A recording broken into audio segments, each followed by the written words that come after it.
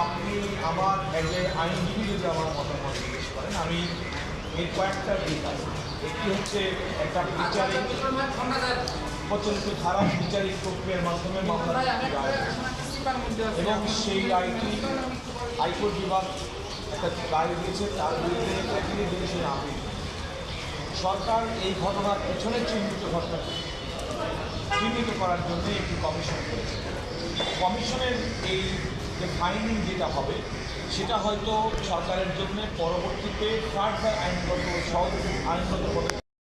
তবে কমিশনের যে অবজারভেশন এবং কমিশনের যে পর্যবেক্ষণ থাকবে সেটা আমার মনে হয় যে সরকার এই মামলার ব্যাপারে তার পরবর্তী কী পদক্ষেপ হবে সেই পদক্ষেপ নির্ধারণ করার জন্য সহায়ক হবে।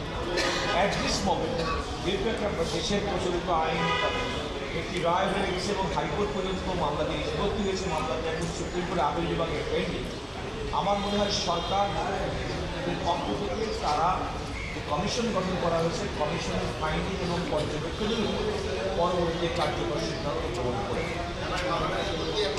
পুরো বিষয়টি সারা দেশের মানুষের চাওয়া এবং বিডিআর বিদ্রোহের ঘটনাটি স্বাভাবিকভাবে যে প্রক্রিয়াতে বিগত সরকারের সময় সংগঠিত হয়েছে এবং বিচার সম্পন্ন হয়েছে সেই বিচারের নিরপেক্ষতা, সেই বিচারের ন্যায়নিষ্ঠতা সম্পর্কে মানুষের জনমনে ব্যাপক প্রশ্ন আছে এবং এই প্রশ্নটি নিরসনের জন্যে 5 আগস্টের ছাত্র জনতা গণঅভ্যুত্থানের পরবর্তী ডক্টর ইউনূসের সরকার জনগণের প্রত্যাশা পূরণের জন্য একটি কমিশন গঠন করেছে। আমরা মিডিয়াতে দেখেছি সেই কমিশন কাজ করছেন। আমি বিশ্বাস করি যে সেই কমিশনের পক্ষ থেকে যে ফাইন্ডিং পর্যবেক্ষণ কিংবা ঘটনার পিছনের ঘটনা যদি উদ্ঘাটিত হয় সেই মোতাবেক সরকারের আইনগতভাবে পরবর্তী পদক্ষেপ গ্রহণের সুযোগ আমাদের প্রচলিত আইনে আছে।